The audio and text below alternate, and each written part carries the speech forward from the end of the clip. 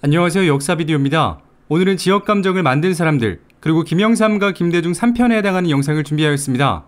87년 6월 항쟁으로 국민들은 직선제를 쟁취하였고 민주화를 대표하는 김영삼과 김대중, 양김이 단일화가 된다면 누가 나가도 이길 수 있는 상황이 오게 되었죠.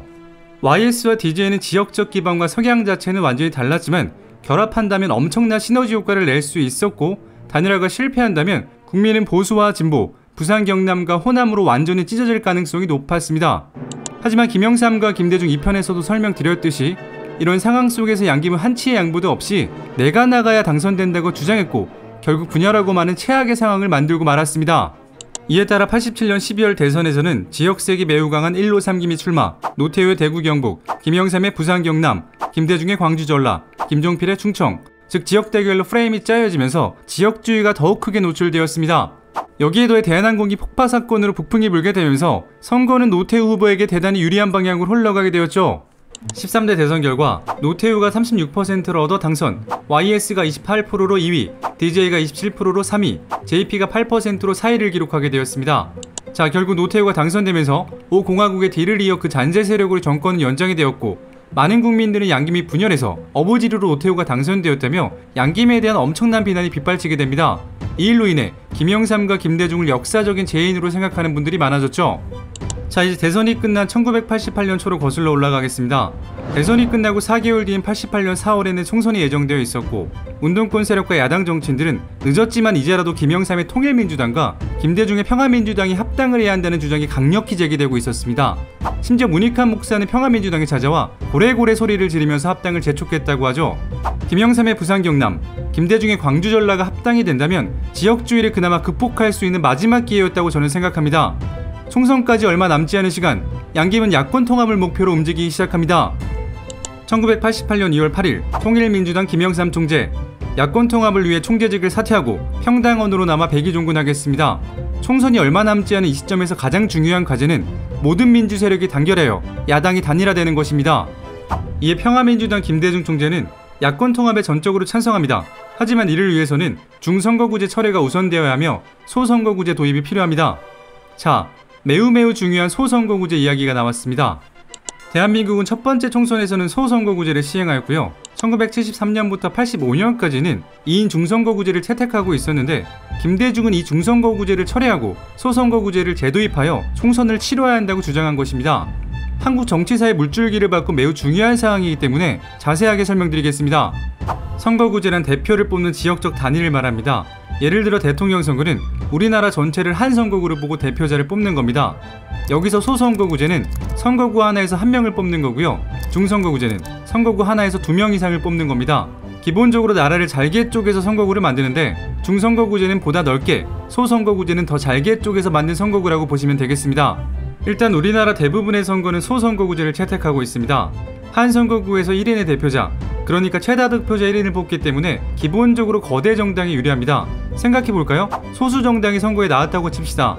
보통은 잘해봤자 2등이기 때문에 당선되기가 매우 어렵겠죠. 이러한 양당제 촉진은 전국의 안정을 가져온다는 장점은 있지만, 문제는 당선에 기여를 하지 못하는 사표가 많이 발생함으로써 결국 득표율과 의석률의 괴리가 커지게 됩니다. 앞서 말한 대로 1인의 대표자만 뽑기 때문에 2등과 3등에 투표한 것은 사표가 되는 겁니다. 재미있는 사례들을 살펴볼까요? 16대 총선, 새천년 민주당 후보로 출마한 문학진 후보는 한나라당 박혁고 후보에게 단 3표 차이로 패배. 20대 총선에서는 국민의당 문병 후보가 26표 차이로 새누리당 정유석 후보에게 패배. 그리고 이때 호남 지역에서 국민의당은 46%를 득표했지만 의석은 28석 중 23석을 가져가며 82%가 넘는 의석률을 기록하면서 수혜를 입었습니다. 이런 현상은 호남뿐 아니라 영남에서도 되풀이되고 있던 문제입니다. 결국 탈락자를 지지한 유권자의 의사는 쉽게 무시될 수 있는 거죠.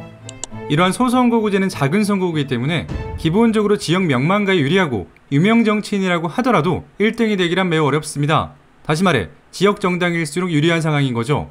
지난 19대 총선을 예를 들어볼까요?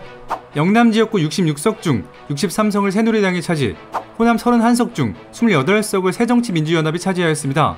과거 지역 감정을 끈다는 노무현 전 대통령도 잘해봤자 2등이었죠. 어쨌든 이러한 도전으로 노사무가 탄생하면서 대통령 당선의 밑거름은 확실히 되었습니다. 자, 한 가지 더. 중선거구제는 소선거구제와 반대로 생각하시면 되고, 기초의원 선거는 중선거구제를 채택하고 있습니다. 그래서 구의원 2명을 뽑는다고 하면 1이라는 정당에서 2명을 공천하여 1-가, 1-나가 되는 것이고, 2라는 정당에서 역시 2명을 공천하여 2-가, 2-나가 되는 겁니다.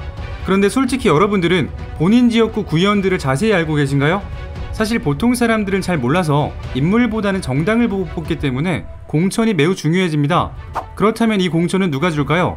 정당과 해당 지역 국회의원들입니다. 따라서 이러한 지방 정치인들은 정당 공천을 받기 위해 정책 개발보다는 중앙정당과 지역구 국회의원들의 눈치만 살피게 되는 문제가 생기게 되는 겁니다. 과거 안철수는 이러한 기초선거 정당 공천제 폐지를 주장했었죠. 추가적인 단점으로는 군소정당의 난립으로 전국이 불안해질 수 있고, 한 선거구에서 2-3명을 뽑기 때문에 선거 비용은 많이 들고 지역구가 넓어 관리하기는 부담스럽다는 점이 있습니다. 가장 큰 장점은 지역색을 뺄 수 있다는, 그러니까 지역주의 타파의 장점을 가질 수 있죠. 그리고 최근 20년도는 기본적으로 소선거구제로 가지만 준연동형 비례대표제를 도입함으로써 앞서 말한 문제점들을 해결하려고 노력했었죠. 근데 유성정당이라는 꼼수가 나오게 되었습니다. 이제 어느 정도는 이해하셨다고 보고요. 그렇다면 왜 김대중은 소선거구제로 바꾸자고 주장한 걸까요? 앞서 말씀드린 것처럼 소선거구제는 지역 정당에는 유리, 전국구 정당에는 불리한 선거법이죠. 김대중의 평화민주당은 전라도색이 매우 강한 지역 정당입니다. 87년 대선 결과를 보면 쉽게 이해하실 수 있습니다. 김대중을 볼게요. 서울에서 1등, 광주 전라에서 1등, 그 외 지역은요? 3등 아니면 4등이네요. 호남에서 압도적인 지지를 받는, 다시 말해 무조건 1등을 할 수 있는 평민당은 소선거구제 도입이 유리하겠죠. 이제는 김영삼을 보시겠습니다. 부산 경남은 1등, 광주 전라를 제외하면 고르게 지지를 받고 있습니다. 다시 말해 김영삼의 통일민주당은 전국구 정당이기 때문에 중선거구제를 포기할 이유가 전혀 없었습니다. 어찌되었던 소선거구제의 악영향은 당시에도 충분히 예상할 수 있는 문제였다고 봅니다. 하지만 영호남을 각각 독식하는 지역주의를 제거한다는 조건 하에서는 소선거구제는 그렇게 나쁘게만은 볼 수 없었습니다. 즉, 김영삼과 김대중의 합당이 이루어진다면 영호남이 합쳐지는 당이 되기 때문에 지역주의를 어느 정도 대거할 수 있었다는 말이고, 만약 합당이 이루어지지 않는다면 이 소선거구제는 지역주의를 강화하는 성격을 지닐 수밖에 없는 구조인 거죠. 결국 합당한다는 조건 하에 소선거구제로 해도 된다는 말이었습니다. 자, 이제 야권 통합에 있어 가장 중요한 쟁점은 소선거구제 도입과 김영삼과 마찬가지로 김대중의 총재직 사퇴 여부였습니다. YS가 대국적인 차원에서 백의종군을 선언했기 때문에 DJ도 당연히 총재직을 내려놓아야 합니다. 알겠고요. 일단 민주당의 당론을 중선거구제에서 소선거구제로 바꿔주세요. 알겠고요. 일단 DJ부터 총재직에서 내려와주세요. 이렇게 싸우다 양김은 결국 서울 마포구 가든호텔에서 회동을 갖고 야권 통합 협상을 재개하게 됩니다. 첫 번째, 민주당과 평민당은 소선거구제를 당론으로 확정하여 관철한다. 두 번째, 재야신당 창당을 중지하고 야권 통합에 동참한다. 세 번째, 협상 재개를 위해 통합추진위원회를 재가동한다. 하지만 야권 통합으로 가는 길은 멀고도 험했습니다. DJ가 아직 사퇴도 안 했고 소선거구제는 총선에 유리하지 않습니다. 선통합 후 당론으로 가시죠. 아니 뭔 소리입니까? 선당론 후 통합으로 가시죠. 다시 3월 1일 총재직 사퇴는 모시기 하고 김영삼 씨와 내가 공동대표제로 하시죠.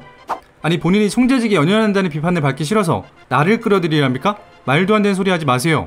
이틀 뒤인 3월 3일 내가 총선에서 이기려고, 그러니까 우리 양김이 책임을 지고 당을 이끌려고 공동대표제를 제안한 겁니다. 이게 통합에 문제가 된다면 공동대표제는 철회하겠습니다. 만약 그러시다면 당세가 평민당보다는 우리가 강하기 때문에 우리 측에서 대표가 나와야 합니다. 이렇게 야권 통합에 있어 진통을 겪고 있는 와중에 정말 웃긴 일이 발생합니다. 1988년 3월 8일 집권 세력인 민주정의당이 소선거구제 선거법 개정안을 일방적으로 통과시켜버렸습니다. 이것은 국민의 뜻입니다. 야권이 싸우고 있는 와중에 국민들의 마음을 헤아리고 마음을 얻으려는 포석이었습니다. 자, 어찌되었든 야권 통합의 중요한 요소 중 하나인 소선거구제는 도입이 되었습니다. 그리고 3월 10일 결국 김대중은 총재직 사퇴 의사를 밝히게 되는데, 민주당 측에서 제 사퇴 없이는 통합할 수 없다고 완강하게 주장하고 있는 상황 속에서 저는 야권 통합을 위해 사퇴를 결심하게 되었습니다. 사실 이때 민주당은 평민당과의 통합을 거의 포기하고 재야 세력이 만든 한겨레 민주당과 통합을 추진하고 있었고, 김대중은 총재직을 내던짐으로써 이를 막고자 했다는 주장이 많이 있습니다. 그리고 결국 야권 통합이 눈앞에 오게 됩니다. 3월 19일 민주당, 평민당, 한겨레 민주당 협상 대표들은 최종적으로 도장을 찍기로 하면서 야권 통합이 드디어 실현되려고 하는 서울 마포구 서귀호텔. 하지만 전대협 소속 학생과 평민당 지지자들이 몰려들어 소란을 피우는데, 무조건 통합, 최영우 사쿠라 등의 욕설을 퍼붓고 최영우 민주당 대표에게는 손찌검까지 하는 바람에 회담장은 아수라장으로 변하고 맙니다. 참고로 사쿠라는 겉으로는 야당 활동을 하면서 속으로는 여당과 내통하는 야당 정치인으로 비꼬는 뜻으로 굉장히 모욕적인 말입니다.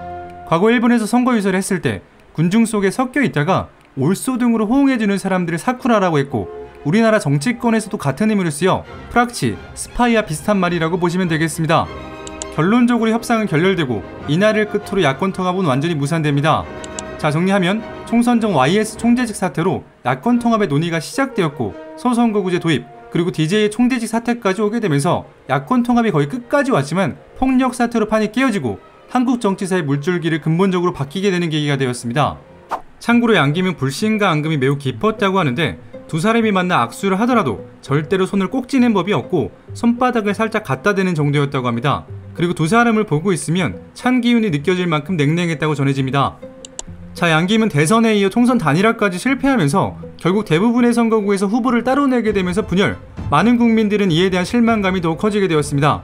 그리고 반대로 노태우는 민심을 반영하여 유화적인 정책을 펼치고, 공천에서는 제5공화국 인사 상당수를 배제하면서 국민들의 지지를 받고자 노력하였습니다. 소선거구제로 전환 후 치른 1988년 제13대 국회의원 선거 결과 노태우의 민주정의당 125석으로 목표했던 과반수 의석 확보에는 실패, 김대중의 평화민주당 70석, 김영삼의 통일민주당 59석, 김종필의 신민주공화당 35석을 획득하였습니다. 지역별로 살펴볼까요? 평민당은 호남에서 1등을 독식하면서 37개 중 36개를 차지했고, 서울에서는 17개, 경기도에선 1개, 다른 지역은 전멸했습니다. 통일민주당은 부산 15개 중에서 14개, 경남에서는 22개 중에 9개밖에 차지하지 못했고, 호남을 제외하면 골고루 몇 석씩을 차지하면서 평민당보다는 전국적으로 고른 분포로 보입니다. 이번에는 민정당을 볼까요? 일단 대구 8개를 모두 가져왔고, 경북 21개 중에 17개, 경기 28개 중에 16개, 역시 전라도를 제외하고는 고른 의석수를 보입니다. 이 선거에서 평민당은 제1야당, 그러니까 제2당이 되었지만 사실 득표율은 그렇지 않았습니다. 전국 득표율을 보게 되면 민정당은 34%, 통일민주당은 24%, 평화민주당 19%로 민주당이 평민당보다 앞섰지만 3등을 하게 된 겁니다. 이것이 바로 소선거구제로 인해 생긴 현상이죠. 앞서 말씀드린 것처럼 특히 경상도에서 김영삼의 민주당과 노태우의 민정당을 지지하는 세력이 겹치는 곳이 많았고, 평민당이야 광주 호남에서 거의 1등을 독식했기 때문에 바로 의석수로 연결이 된 거죠. 이렇듯 양김의 분열, 소선거구제를 채택하면서 지역주의가 쓰나미처럼 몰려왔고 구조적인 요인이 되고 만 겁니다. 가장 놀라운 건 헌정사상 최초로 여서야대 국회가 출연하게 된 겁니다. 이로 인해 국회가 열자마자 광주민주화운동과 오공비리의 진상규명 문제가 최대 쟁점이 되었고, 그해 11월 청문회가 열리게 되었습니다. 해당 내용은 나중에 상세히 다루도록 하고 넘어가겠습니다. 자, 정리할게요. 소선거구제 도입으로 장점도 있지만 1등이 되기 위해 정책 개발에 힘쓰기보다는 상대 후보를 흠집내는 네거티브가 심화되고 말았고, 지역주의는 더욱더 증가하게 되는데, 지역을 기반으로 하는 정당이 유리한 지역 정당이 고착화가 되면서 위기 상황이면 정치인들은 언제나 지역주의를 이용하여 지역민들의 단계로 호소하게 되었습니다. 솔직히 어떤 지역에서는 어떤 정당의 간판만 달면 당선 가능성이 매우 높고 깃발만 꽂으면 당선이라는 말도 안 되는 말이 생기게 되었죠. 그래서 이런 지역들은 본선보다 예선이 훨씬 치열하다는 말이 있는 겁니다. 아울러 득표율과 국회의석 비율이 일치하지 않아 민심을 제대로 반영하기 힘들다는 문제도 있습니다. 그리고 김영삼은 대선에서는 김대중을 이겼지만 총선에서는 제2야당으로 좌절을 맛보게 되었고, 다음 대선에서의 대통령 꿈은 사라질 가능성이 높아지게 되었습니다. 결국 이로 인해 한국 정치사를 완전히 바꿔버린 엄청난 사건이 발생하게 되죠. 오늘의 이야기는 여기까지입니다. 재밌게 보셨다면 구독과 좋아요 부탁드립니다. 지금까지 역사비디오였습니다.